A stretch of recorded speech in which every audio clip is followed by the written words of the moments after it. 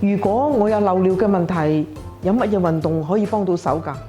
患有壓力性失禁嘅長者可以透過進行骨盆底肌肉嘅運動，強化骨盆底肌肉，以增強大小便控制嘅能力，亦都可以減輕因為骨盆底肌肉鬆弛而引致嘅失禁問題。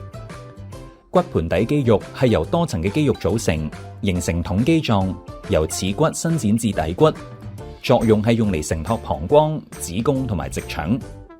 而骨盆底肌肉運動就係包括收緊同埋放鬆骨盆底肌肉，喺唔尿急嘅時候進行。以下會為大家介紹坐姿、站立同埋臥姿嘅練習。首先係坐姿嘅形式。第一，身體坐到椅子嘅前端，將雙膝分開，同膊頭一樣咁闊，然後將手放喺膝頭上，並且盡量將身體靠前。咁樣骨盆底肌肉就會貼近喺座位上。第二，假扮你正喺度阻止緊放屁，又或者假裝有肚瀉嘅情況。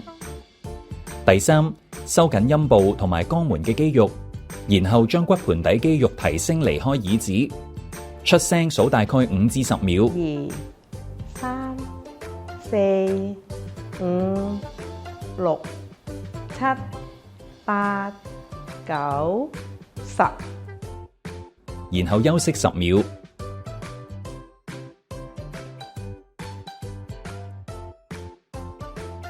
再重複同樣嘅動作10次，咁樣稱為慢動作。而快動作嘅形式就係即刻收緊同埋即刻放鬆陰部同埋肛門嘅肌肉，重複5次，咁樣稱之為快動作。然後係站立嘅形式。第一，身體站立，將雙腳分開，同膊頭一樣咁闊。第二，模擬你正喺度阻止放屁，又或者假裝有肚瀉嘅情況。第三，緊縮陰部同埋肛門嘅肌肉，然後將骨盆底肌肉提升，出聲數大概5至10秒。1、2、3、4、5、6、7、8、9、10，然後休息10秒。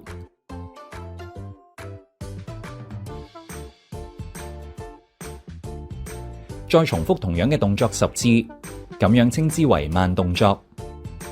而快動作嘅形式就係即刻收緊同埋即刻放鬆陰部同埋肛門嘅肌肉，重複5次，咁樣稱之為快動作。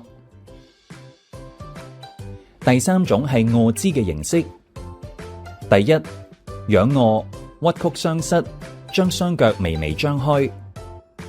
第二，緊縮陰部同埋肛門嘅肌肉，出聲數大概5至10秒。1、2、3、4、5、6、7、8、9、10，然後休息10秒。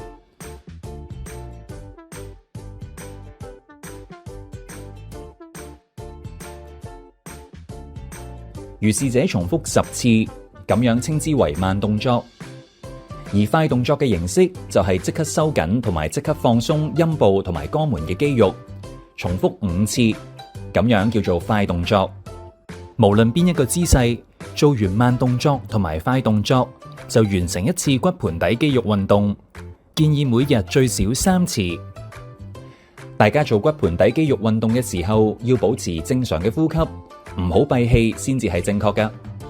仲要持之以恆，一般要做8個禮拜先會見到成效。大家平時唔尿急嘅時候做骨盆底肌肉練習，到有需要嘅時候，例如咳嗽或者尿急，就可以即刻應用，馬上嘗試收緊骨盆底肌肉，等咳嗽或者尿急嘅感覺消失，先至放鬆肌肉，咁就可以有效防止失禁問題。大家記住練習下啦。呢套運動咁容易做，隨時隨地都做得，大家記得做多啲啦。